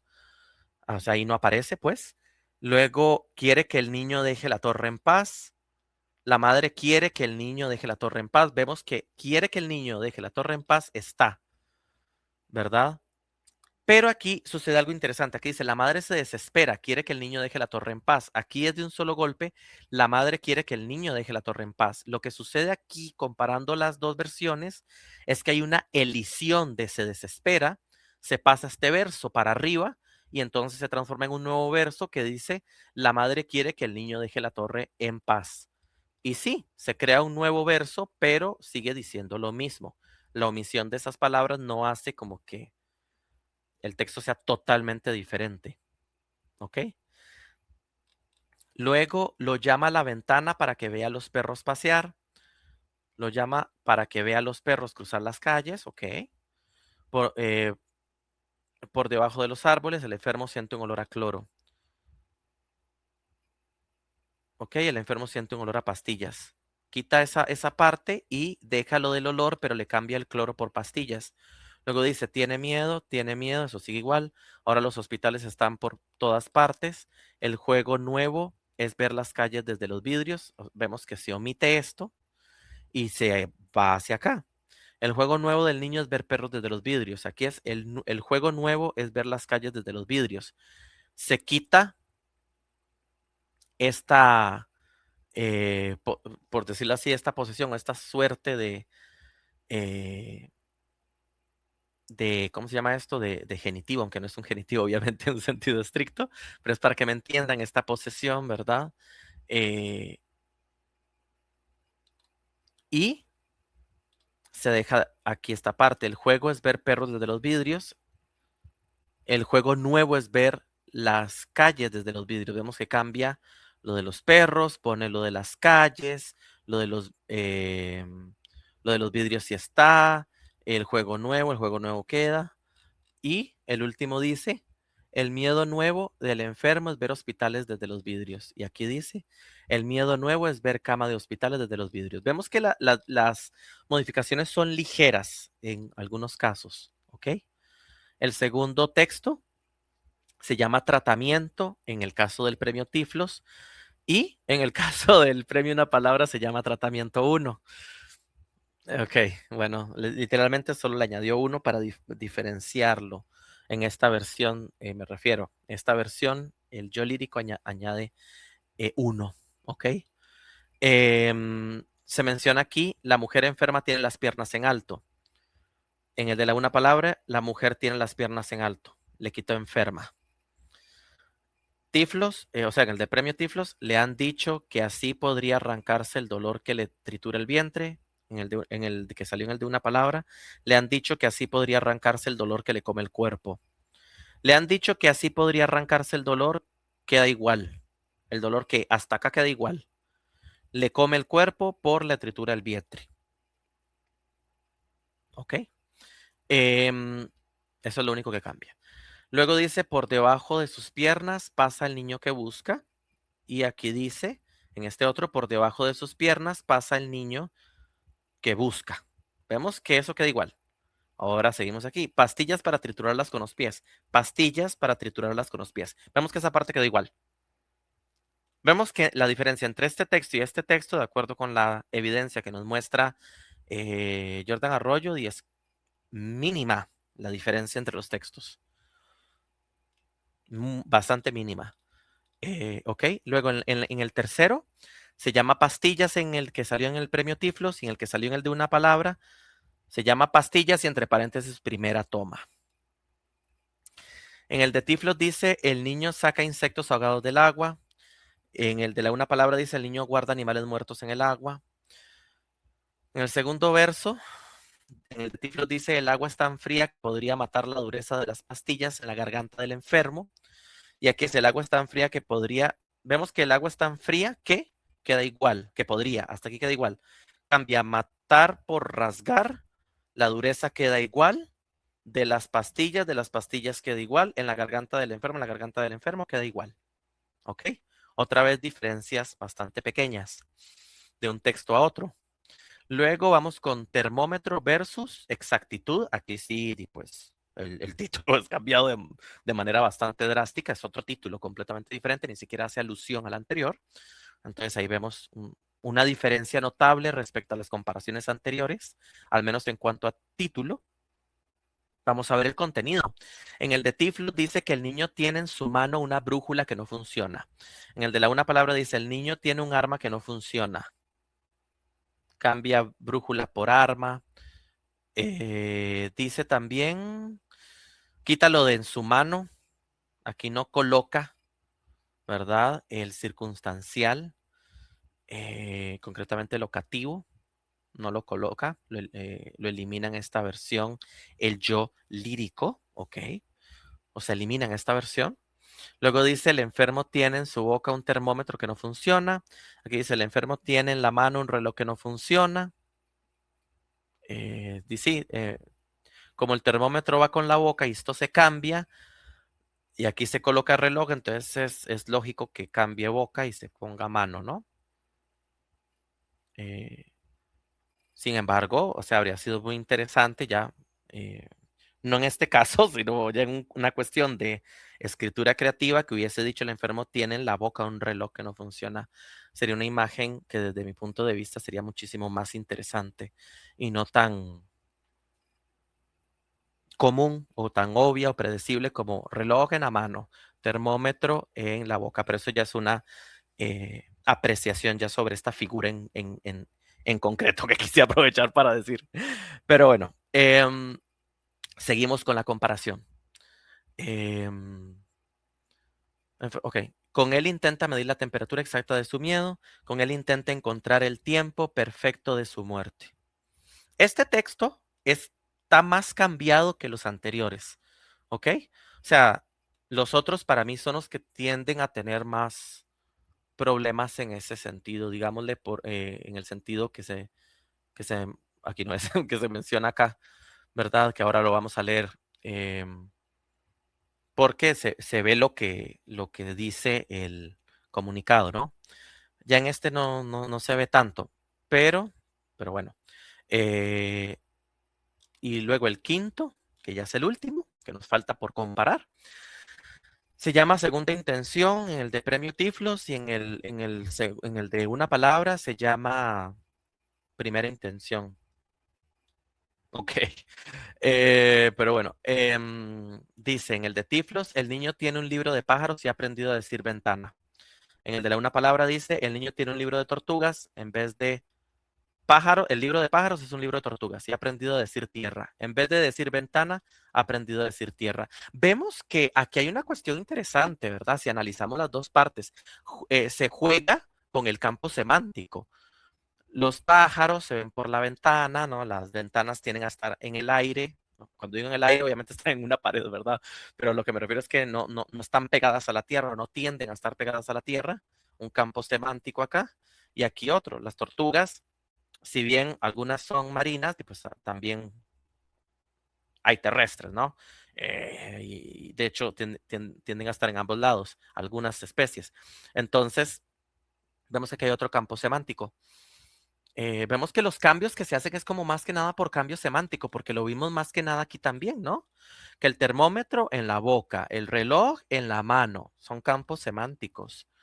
Lo que vemos que los cambios que se dan es más que nada como por cambios semánticos, al menos en estos casos que estamos viendo, ya como un análisis filológico, ¿verdad? De los textos. Pero bueno, volviendo a la comparación, vemos también aquí que dice, perdón, aquí, no es casualidad, dice el enfermo, no es casualidad, dice el enfermo, dice aquí también. Es decir, en las dos, en el de Tiflos, en el de una palabra, dice lo mismo. ¿Ok? El niño, dice en el de Tiflos, el niño hunde sus dedos en las fotos de las aves. En el de una palabra dice, el niño hunde sus dedos en las fotos de las piedras. Es lo mismo, pero en vez de aves, en la segunda versión aparecen las piedras, ¿verdad? Otra vez un elemento terrestre. Volvemos a lo de la hipótesis del campo semántico. Y aquí otra vez aves. Volvemos a la hipótesis del campo semántico. Exige que le digan el nombre de todas. Y aquí dice, exige que le digan el nombre de todo lo que pesa. ¿Ok? Queda igual, exige que le digan el nombre. Exigen que le digan el nombre de, y aquí es como de todas, se entiende que son todas las aves, y aquí todo lo que pesa, me imagino, vuelve a ser por campo semántico, porque las piedras obviamente tienden a considerarse como algo pesado, aunque obviamente en la realidad no todas las piedras son pesadas, pero calzaría otra vez como con la hipótesis del campo semántico, ¿ok? Em, Luego dice, la madre no las conoce, la madre no los conoce. Obviamente aquí se flexiona diferente el artículo porque si cambia, aquí a veces femenino, aquí tiene que ir femenino, todo lo que pesa lo pasa a masculino, ¿verdad? Porque ya ese todo, ¿verdad? Y el los masculino, ¿verdad? Se puede utilizar como general, no solamente como masculino. Entonces entiendo el cambio acá. Luego dice él grita y aquí dice grita. Aquí está con un sujeto expreso, él está expreso, aquí está como un sujeto tácito, se omite él, queda solamente grita. En cuestión gramatical, esto es lo mismo, ¿ok? En cuestión de intención, de lo que se quiere decir, por ejemplo, intención del hablante, aquí no estoy hablando de Fadir, sino estoy hablando de si agarráramos esas dos frases, ¿verdad? Y quisiéramos analizarlas por aparte, que las pude haber dicho yo, digamos, o como las pudo haber dicho alguien más, ¿no? Son frases genéricas. Él grita, él llora, él canta, ¿no? Entonces, si yo menciono lo que viene siendo el sujeto es porque tengo una intención de decir, de revelar la identidad del sujeto, ¿ok? Y aquí no. Eso ya puede ser por una cuestión poética, ¿verdad? Que aquí el yo lírico quiere dar a ver quién es ese él, y aquí solamente grita, ¿no? ¿Ok? Y puede, de hecho, calzar tanto con el niño como con la madre, ¿verdad? Y ahí cambia un poquito la cuestión de interpretación. Pero bueno, después menciona, se desespera, queda igual, y arroja el libro de pájaros por la ventana y arroja el libro de tortugas por la ventana. Queda igual, pero cambia de pájaros por de tortugas. ¿Ok? Luego dice, no es casualidad, no es casualidad, vuelve a decir el enfermo, vuelve a decir el enfermo. Y veamos que en ambas cuestiones, acá y acá, él vuelve a decir el enfermo está introducido por el guión. Y él dice el enfermo, en ambos casos está introducido también por el guión. ¿Ok? No sé, o sea, incluso la misma marca introductoria, ¿verdad? De acotación, porque eso ya sería una acotación, están introducidas justamente de la misma forma. ¿Verdad? Se pudo haber utilizado tal vez un paréntesis, aquí ya por una cuestión de diferentes variedades, porque pueden decir, y es que solamente con el guión se puede introducir, ¿no? Y también con el paréntesis, ¿verdad? Se puede también, dice el enfermo, se podría poner en el siguiente renglón y hacer una tabulación para que quede como al margen, digámosle, no es casualidad y poner abajo, dice el enfermo y poner tap, tap, tap, hasta que dice el enfermo empiece después de la D, ¿ok? Pero la cosa es que uno estaría por arriba del otro, un verso arriba del otro, y ya eso se puede entender como que se está haciendo la acotación de esa forma en poesía, ¿no? Esas son algunas de las formas que también se pudieron haber realizado, pero aquí en ambas versiones encontramos la misma introducción de estas acotaciones, ¿ok?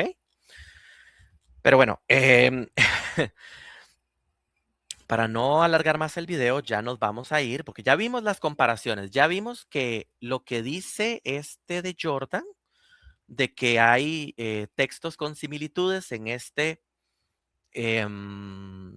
volumen y en este otro volumen, de acuerdo con Jordan, ya vimos las imágenes y vemos que sí hay similitudes, ¿ok?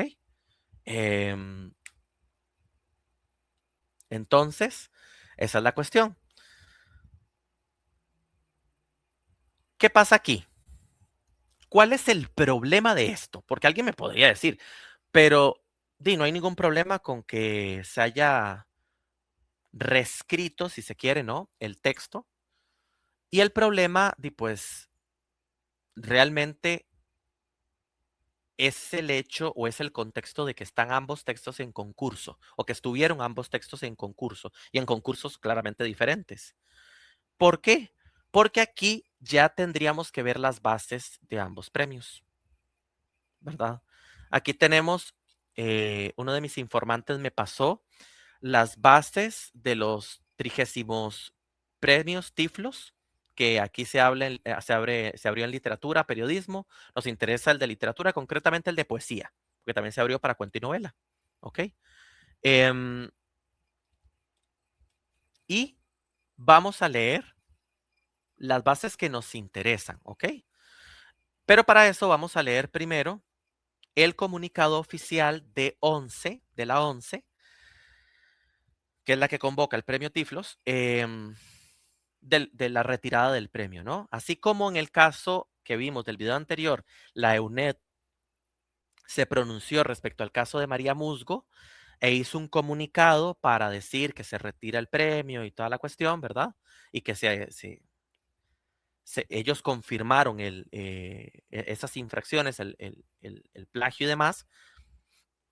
Aquí la ONCE hizo algo similar, solo que obviamente adecuado a este contexto, ya que en este contexto no hay plagio.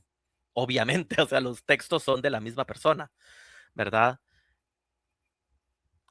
Pero sí hay una falta de las bases, de acuerdo con la 11. Y lo vamos a leer. Es cortito, es esto, es súper al punto. Dice, retirada del 34º Premio Tiflos de Poesía otorgado a Fadir Delgado por su trabajo La temperatura exacta del miedo. Esto fue publicado en el 2026, este comunicado. Dice, tras un proceso de información y deliberación, la ONCE ha resuelto retirar el premio Tiflos de Poesía en su 34ª edición y dotado con 10.000 euros, otorgado a la escritora Fadir Delgado por su trabajo titulado La temperatura exacta del miedo. Esta resolución se ha determinado tras comprobar que la obra mencionada incumplió los requisitos de los apartados 1.2 y 1.3 de las bases, exigidos a los textos que se presentaron a esta convocatoria de la 34ª edición de los premios Tiflos de Poesía, Cuento, Novela y Periodismo, celebrada en 2021. ¿Ok? Vemos que esto es oficial. Así como lo vimos la vez pasada, esto es oficial. ¿Ok? Eh, no se están haciendo especulaciones, no se está persiguiendo a nadie. O sea, esto es el comunicado oficial, ¿verdad? Nadie le está levantando falsos absolutamente a nadie. Esto lo hizo la 11, ¿no? O sea, este comunicado. Em, que cabe resaltar una cosa, fuera de comparaciones, pero bueno, haciendo un paréntesis aquí. La vez pasada, con el caso de María Musgo, vimos el comunicado de la UNED, que fue similar a este, obviamente cada uno en su contexto, pero el de la UNED no mencionó el nombre de la autora. El de la 11 sí lo mencionó. Y eso es a lo que yo me refería. Es necesario mencionarlo, no por una cuestión de persecución o de lo que sea, ¿no? Porque no es en contra de la persona, es porque tiene que quedar en actas quién fue el que ganó ese premio y por qué se le quitó. ¿Me doy a entender? Es una cuestión de orden y de archivística en ese sentido, ¿no? De registro, no de persecución. Hago la aclaración de nuevo porque, ¿verdad? Siempre no está de más hacer esta clase de aclaraciones, pero bueno, ya que vimos el comunicado oficial, ¿ok? Nos vamos ahora sí a las bases del premio Tiflos. Vemos que aquí vienen los de poesía, de cuento y novela. Vemos que, aquí está, concretamente es el 2 y el 3, ¿verdad? 1.2, 1.3. Que aquí, ok, este es el 1.1.2.3, o sea, serían estos de acá, de acuerdo con la 11, ¿ok? Los que el texto de Fadir incumplió de acuerdo con la 11. Em, y voy a leer esas bases. El número 2 dice, los textos deben ser originales e inéditos en su totalidad, es decir, no publicados sino premiados en otros concursos, así como libres de en su temática, estilo y tratamiento, y deben estar concluidos antes de la fecha de publicación y de la presente convocatoria, 20 de mayo de 2020. ¿Ok? Circunstancias que los autores garantizarán de manera expresa con la firma de la declaración jurada incluida en la plica.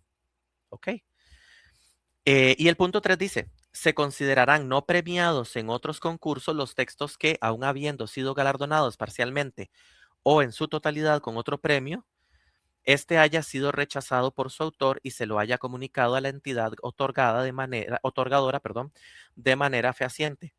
En este caso, cuando el autor presente la obra a los premios Tiflos, deberá poner de manifiesto esta circunstancia y acreditar que renunció al premio del otro concurso. Si antes, simultáneamente o con posterioridad a su presentación a los premios Tiflos, el autor hubiese presentado la obra a otro concurso cuyo fallo todavía no conociera, en caso de obtener en aquel un premio antes de que se hiciera público el fallo de los premios Tiflos, deberá notificarlo urgentemente a la ONCE a través de un escrito firmado al objeto de retirar el trabajo, pudiendo asimismo adelantar esta comunicación por teléfono o correo electrónico, salvo que notifique por escrito a la ONCE que ha renunciado a aquel premio conforme a lo dispuesto en este apartado. Como vemos, de acuerdo con la ONCE, entonces el texto de Fadir Delgado incumplió estas dos bases, que es lo que se menciona como falta de ineditismo en el caso número 2. ¿Por qué? Porque menciona que los textos deben ser originales e inéditos en su totalidad. Vamos a ver, los textos son originales porque son de ella, ¿verdad? Obviamente, son originales, pero es cierto que si un texto, ¿ok? Ya sea de manera parcial o total, como mencionamos aquí, como se menciona aquí, perdón, como la 11 menciona aquí, em, es, sale premiado, ¿verdad? O en los dos volúmenes hay textos, ya sea iguales o casi iguales, como vimos en los primeros casos del análisis que nos presentó, de las comparaciones que nos presentó Jordan Arroyo. ¿Qué pasa ahí? De que obviamente ya hay un incumplimiento en las bases, como mencionó la 11, porque se pierde lo inédito. Automáticamente se pierde lo inédito, ¿verdad? ¿Por qué? Porque em, ya el texto habría sido mostrado al, a otras personas, al público, pues, ¿ok? Y como lo menciona, aquí lo aclara, inéditos en su totalidad, es decir, no publicados sino premiados en otros concursos, ¿verdad? Aquí lo inédito también lo está vinculando a lo no premiado. O sea, el texto a fuerza tiene que ser no premiado. Si una parte del texto o todo el texto fue premiado, y pues ya se incumple automáticamente esta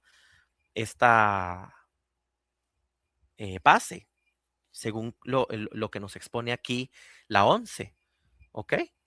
Y en caso, incluso pone una salvedad, ¿no? En el punto justamente 3, que dice que si el texto es premiado en otro concurso, prácticamente el concursante tiene dos opciones: o renunciar a ese premio para poder concursar en el de Tiflos, o aceptar el premio y renunciar al de Tiflos, perdón, en ambos casos haciendo una carta respectiva.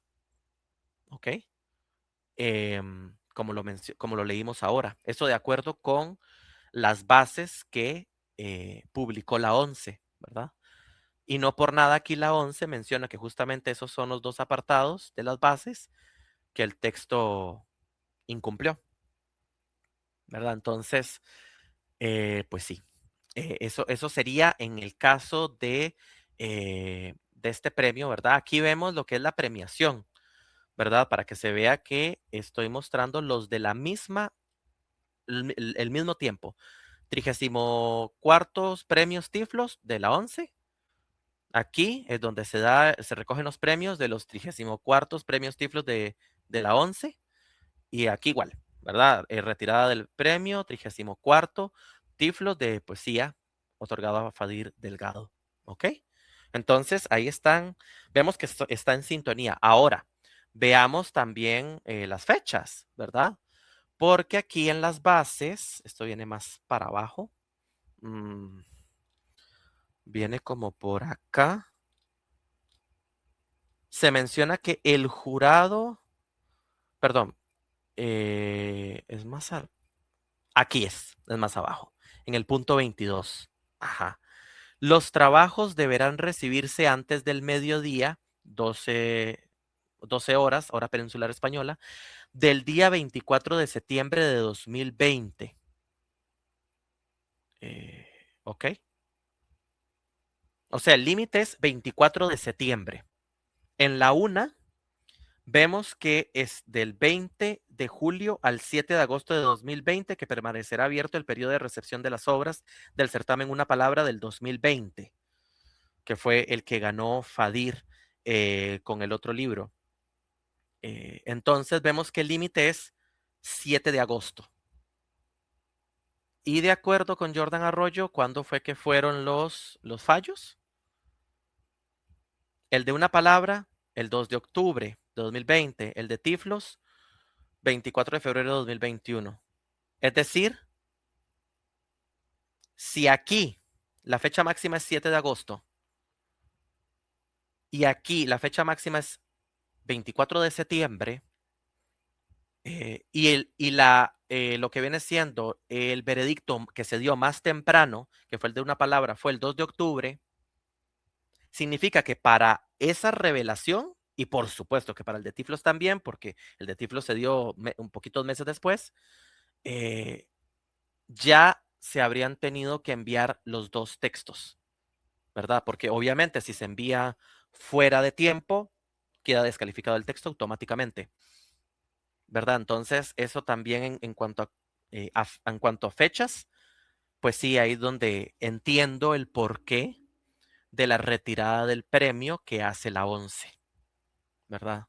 Las fechas ahí lo evidencian, ¿verdad? De acuerdo con el resultado el veredicto, pues, de retirada del premio de la ONCE, ¿ok?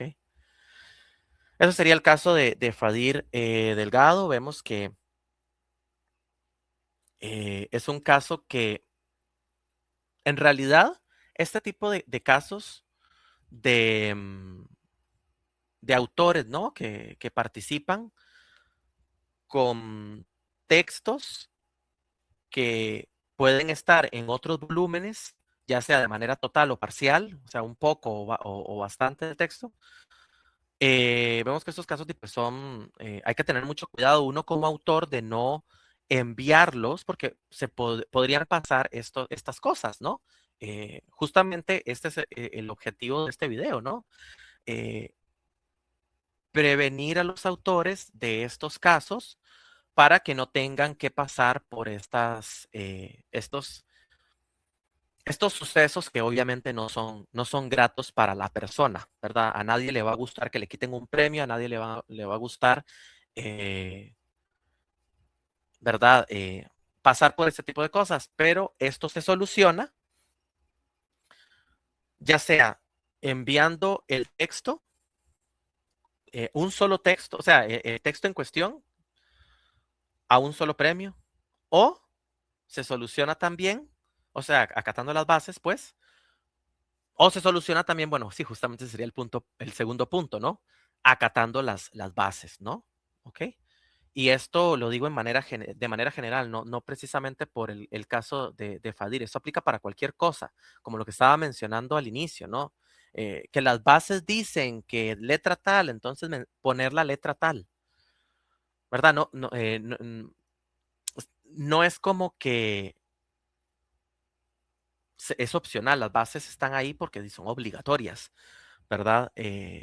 Entonces, al menos que el premio diga lo contrario, que diga, lo ideal sería esta letra, pero pueden usar otra, ¿verdad? Similar o lo que sea, por mencionar un ejemplo, ¿no? Pero bueno, en este caso, como les mencioné antes, el chiste no es, no, o sea, el chiste de todo esto no es demostrar toda esta información, no es centrarse en la persona. Eso es, eso es lo que menos yo quiero con esto, con este video, ¿verdad? Yo no quiero que se centren en la persona, ni en esta ni en los otros casos que vimos, ¿verdad? Sino lo que yo quiero es mostrar aquí el caso para que podamos aprender de él como escritores. Y bueno, ese sería el caso de Fadir Delgado. No me queda más que mostrar, así que podría yo ya dejar de compartir pantalla y dar lo que viene siendo la conclusión, ¿no? Bueno, la conclusión es sencilla. Eh, si ustedes son escritores, por favor, sigan al pie de la letra las bases para no tener que pasar por situaciones adversas después. Em, Eso sería lo que les podría decir, ¿verdad?